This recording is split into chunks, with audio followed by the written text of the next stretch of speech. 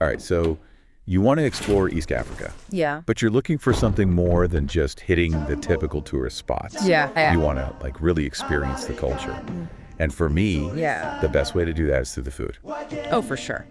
So that's what we're diving into today. Awesome. We're taking a look at this road trip. Okay. It's run by a group called Tunga Africa Safari, Interesting. and it's happening from December 27th to the 31st, 2024. Okay, cool. And it goes from Kampala all the way to Mombasa. Wow. So that's Uganda down to the coast of Kenya. Exactly. That's It's all about, big trip. yeah, it is. It's Yeah. focused on like street food and like really getting to know the culture through the cuisine. I love that. Yeah. I think that's the best way to Me too. really get to know a place. That too. It's through its food Yeah. because you can really see the culture. Yeah, and like where it comes from, what it's all about. So Yeah. let's map this out. Okay. We're starting in Kampala, Uganda, Yeah, right.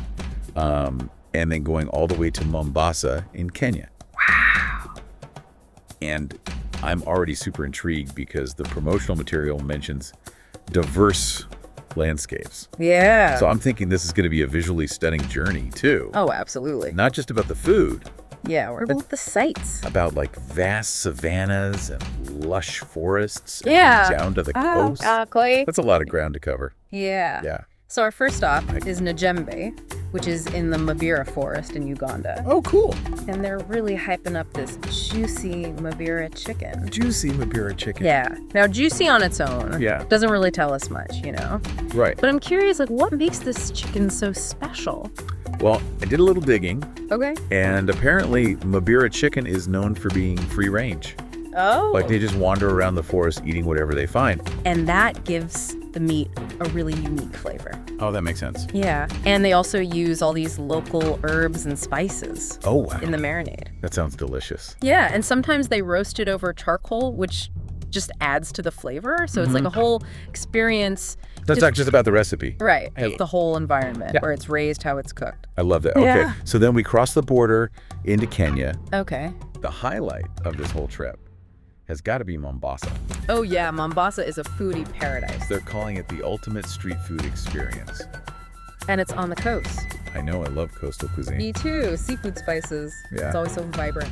But what makes Mombasa stand out?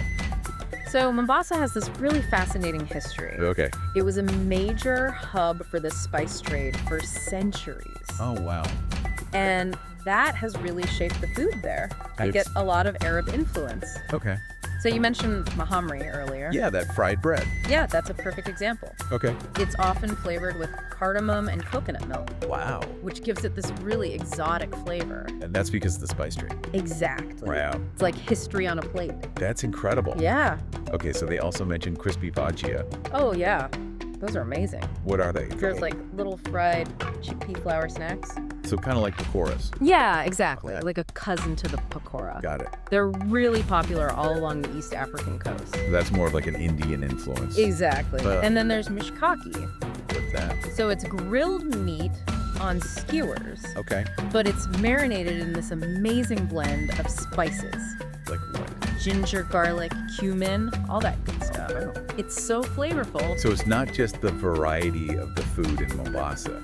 Right. It's like the history behind it all. Yeah, the stories behind each dish. Yeah. That's what makes it so special. I love that. Yeah. And it's not just about the food itself, right? Yeah. It's about like the whole social experience. Yeah, they talk about sharing stories and meals with the local communities. Yeah. Imagine like bustling markets Oh, yeah. filled with amazing aromas and people just like chatting and sharing food. Yeah. It's just such a vibrant and welcoming atmosphere. I love that. Yeah. So it's really like a full cultural immersion. That- This is so much more than just a food tour. It really is. It's about understanding a place through its food. Yeah, through its flavors and aromas and the way people gather and share meals. It's about human connection. Exactly. I love that. Yeah. So if you're looking for a travel experience that's more than just snapping pictures, if you want to like engage all your senses Yeah. and really connect with a place, Yeah, this is the kind of adventure that'll stay with you. absolutely.